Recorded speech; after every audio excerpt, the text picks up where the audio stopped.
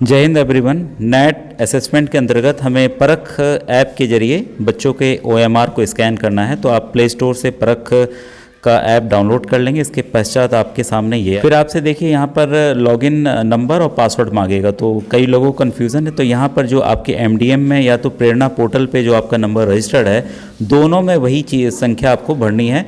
फिर आपको लॉगिन पर प्रेस कर देना है। लॉगिन पर प्रेस करने के पश्चात ये थोड़ी देर घूमकर फिर ये ऐप आपका ओपन हो जाएगा। फिर आपके समक्ष देखिए क्लासेस 1 2 3 ये आ जाएगा, ठीक है। और हम क्लास सेलेक्ट कर सकते हैं अकॉर्डिंगली। तो यहाँ पर देखिए 1 2 3 यहाँ से सेलेक्ट करना है, 4 5 यहाँ से सेलेक्ट करना है, और 6 7 8 के लिए एक अलग से खाना बना रहेगा, क्योंकि मैं प्राइमरी सेक्शन का देख रहा हूँ। तो यहाँ पर 6 7 का आएगा। ये इंस्ट्रक्शंस जर्नल यहाँ पर दिए हुए हैं। तो सबसे पहले स्टार्ट करने के पहले आपको क्या करना होगा कि यहाँ पर देखिए 3 लाइन्स बनी हुई हैं। 3 लाइंस को आपको छूना है और ये देखना है फ़ोन टेस्ट का यहाँ ऑप्शन आपको आ रहा है, ठीक है, कि ये फ़ोन जो है आप इस फ़ोन के ज़रिए आप OMR स्कैन कर पाएंगे कि नहीं कर पाएंगे। तो देखिए मैं फ़ोन टेस्ट करने जा रहा हूँ। तो आपके सामने ये स्टार्ट टेस्टिंग जैसे आप करेंगे, इसको आपको पिंक वाले को क्लिक करना है। तो टेस्ट इंटरनेट कनेक्शन वो अपने आप से लेगा, कैमरा अपने आप से लेगा, फिर टेस्ट कैमरा परफॉर्मेंस अपने आप से लेगा। तो जैसे मैं करूँगा, तो ऑलरेडी हमने बच्चों को आज प्रैक्टिस कराया हुआ है। तो मैं अब स्कैन के लिए जा रहा हूँ, तो ये टेस्ट अपने आप से कर लेगा। तो स्टार्ट टेस्टिंग पे जैसे हम क्लिक करेंगे तो कैमरा जो है वो अपने आप से ओपन हो जाएगा।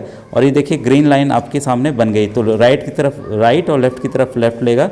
तो इससे ये देखिए थोड़ा सा आपको हल्का सा ऊपर नीचे करेंगे तो ये अपने आप से ले लेगा कि हाँ ये आपका ओके है, ठीक है। तो हमारा रेजोल्यूशन ओके है। जैसे हम देखिए यहाँ से बैक जाएंगे, लिख दिया है कि टेस्ट पास्ड, ठीक है। इंटरनेट कनेक्शन हमारा अच्छा है, कैमरा अच्छा है हमारा, और कैमरे जो परमिशन हमने दे दिया, और परफॉर्मेंस हमारा अच्छा है, रिपोर्ट यहाँ पर लग गई है, ठीक है। तो वैसे हम बैक चले जाएंगे और यहाँ पर हम बच्चों का अब आकलन, जैसे मैं मान लीजिए कक्षा 1 2 3 है, तो 1 2 3 में अब जैसे करेंगे तो यहाँ क्लास सेलेक्ट करेंगे, बच्चों के नाम आ जाएंगे। जैसे कक्षा 2 मैंने सेलेक्ट किया, तो कक्षा 2 के जितने बच्चे हैं उनका यहाँ पर नेक्स्ट करते ही यहाँ पर नाम आ जाएगा, ठीक है।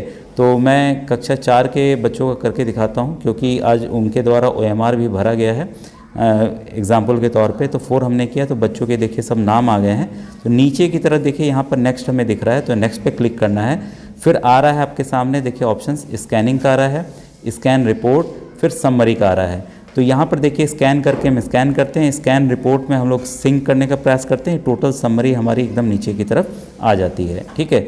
और यहाँ पर देखिए जो ऊपर की तरफ यहाँ दिया गया है, इसको हम क्लिक करते हैं। तो यहाँ पर देखेंगे कि यहाँ पर कह रहा है कि स्कैनिंग के दौरान टॉर्च ऑन करना है कि नहीं ऑन करना है। तो ये तब परिस्थिति आएगी जब आपके रूम में अंधेरा होगा। तो अगर अंधेरा है तो आप ऑन रखेंगे, और अगर उजाला है तो इसको आप ऑफ़ कर सकते हैं। क्योंकि मेरे पास उजाला है तो कोई समस्या नहीं, क्योंकि रोशनी भरपूर होनी चाहिए। और बाकी सेटिंग आप ऐसे ही रहने दीजिएगा, उसको छेड़छाड़ मत कीजिएगा, ठीक है। तो जैसे हम देखिए स्कैन की तरफ करते हैं, तो स्कैन में कैमरा फिर से ऑन हो जाएगा, right side right, left side left ले लेगा। और इसको देखिए तुरंत इसने कैप्चर कर लिया, और कैप्चर करते ही हमें थोड़ा सा 2 मिनट वेट करना होगा, और ये ओके का आ गया है, ठीक है।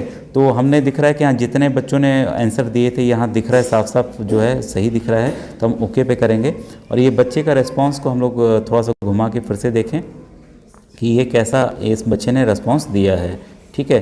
तो यहाँ पर ओके फिर से हम करेंगे। तो यहाँ देखिए बच्चे ने 10 क्वेश्चंस के उत्तर दिए थे, ये सही हैं।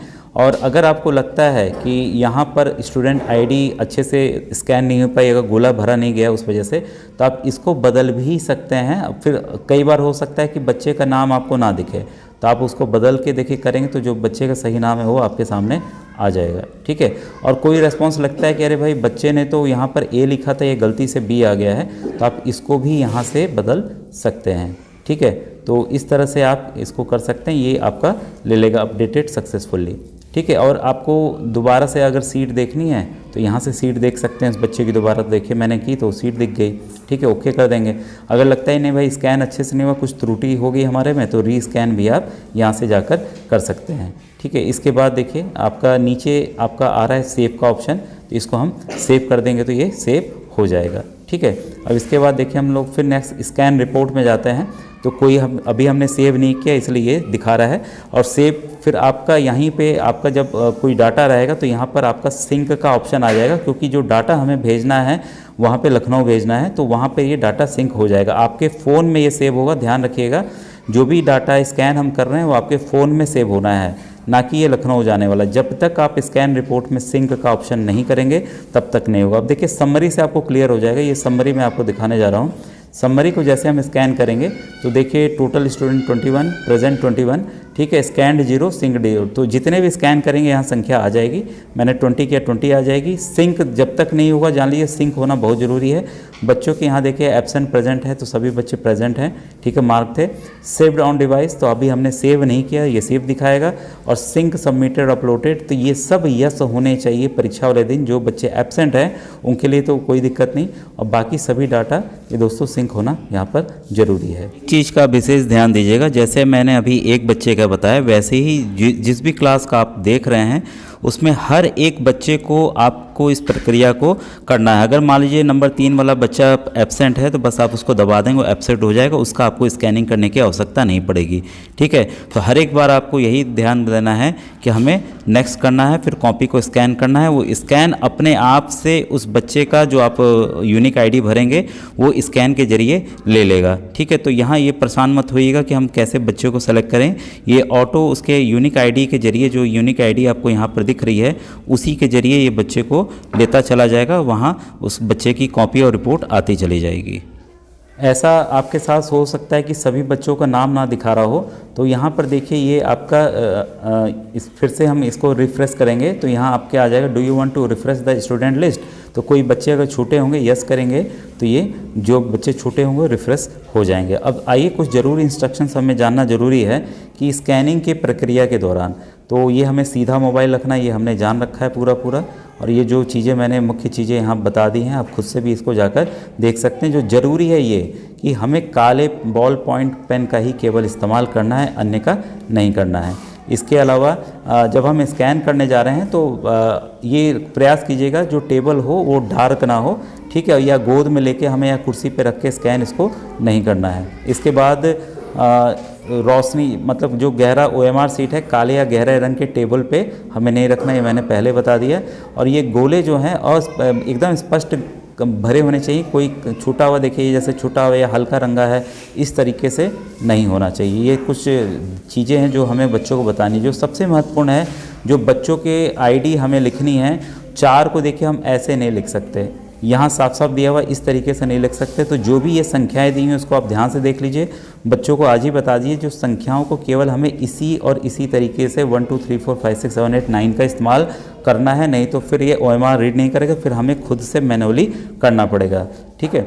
और यहाँ पर देखिए जो OMR सीट है वो मुड़ा ना हो, कहीं से फटा ना हो, इसका हमें विशेष ध्यान रखना है। और जब हम मोबाइल रखेंगे ठीक OMR के ऊपर रखेंगे, ठीक है, देखने के लिए टेढ़ा करके हमें नहीं करेंगे, फिर स्कैनिंग क्योंकि अच्छे से नहीं हो पाएगी, ठीक है। और उसके बगल में जो हम स्कैन कर रहे हैं OMR के एकदम खाली जगह होनी चाहिए, कोई अन्य किताबें या कुछ और ढका हुआ नहीं होना चाहिए। जैसे यहाँ देखिए 2 काली बिंदियाँ जो यहाँ वाली हैं वो नहीं दिख रही हैं, तो इस वजह से स्कैनिंग अच्छे से नहीं हो पाएगी, ठीक है। और ऐसा भी ध्यान हमें देना, कई बार हम लोग 2-3 OMR साथ में रख देते हैं, तो ऐसा ना हो कि 2-3 OMR साथ में तो खुद ही जो ऐप है वो कंफ्यूज हो जाएगा कि किसे हमें स्कैन करना है। तो इसका विशेष ध्यान देंगे। और रोशनी पर्याप्त रहे, ठीक है, इसका भी हमें ध्यान देना है, ये मैं पहले पॉइंट आपको बता चुका हूँ। और हमें फोकस ठीक से करना है। कभी कभी क्या होता है जब हम फोकस करते हैं तो लेंस धुंधला हो जाता है, तो ऊपर नीचे मूव करेंगे तो अच्छे से वो फोकस यहाँ पर हो जाने वाला है, ठीक है। और यहाँ पर क्या है, सुनिश्चित करें कि OMR सीट सही स्कैन हुई हो, अन्यथा की स्थिति में पुनः स्कैन हम कर सकते हैं। रीस्कैन का ऑप्शन हमारे पास आता है, यहाँ पर देखिए इस तरीके से यहाँ पर दिख जाएगा, हमें रीस्कैन का फिर से करना पड़ेगा। तो ये देखिए कुछ प्रमुख बातें थी जो कि हमें परख ऐप के जरिए स्कैन करने के दौरान हमें यहाँ पर ध्यान रखनी थी। कोई अन्य क्वेरी हो आप तो यूट्यूब के कमेंट सेक्शन पर मेरे लिख सकते हैं। Thank you very much.